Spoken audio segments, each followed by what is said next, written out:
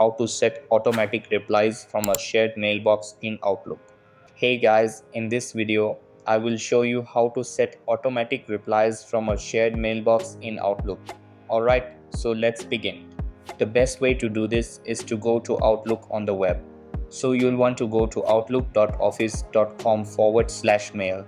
Now, once your mailbox is loaded, you'll want to go to your icon in the top right. This will either be your initials or your profile icon.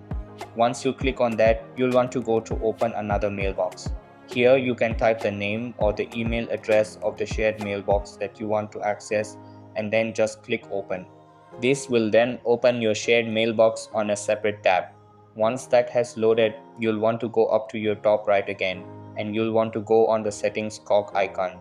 At the very bottom of this pop-up menu, you'll see view all Outlook settings, so we'll just click on that. Now you want to make sure you're in the email section of the settings, and then you can go down to automatic replies. You can then turn on the automatic replies and you can choose to send during specific time periods. If you do this, you do get some extra options, including to block out the calendar, automatically decline new invitations, and decline any existing meetings. You then have the option to write your message for replies inside your organization. So to those contacts who work with you, your colleagues, and you have the option to send replies to people outside of your organization, but this can be toggled on and off.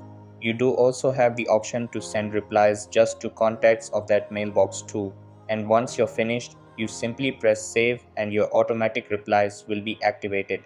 Now, an alternative option you do also have here is the forwarding. So if we discard that, you can actually forward those emails. So if you tick on here, you can forward all the emails to that shared mailbox to another email address. And you can also keep a copy of any forwarded messages in the shared mailbox. But it is worth noting that there is no time frame on this, so you will have to manually come back in and disable the forwarding. So that's basically how you can set automatic replies from a shared mailbox in Outlook. So that's all for this video. Consider subscribing if you find it helpful, and I'll see you in the next one. Thanks.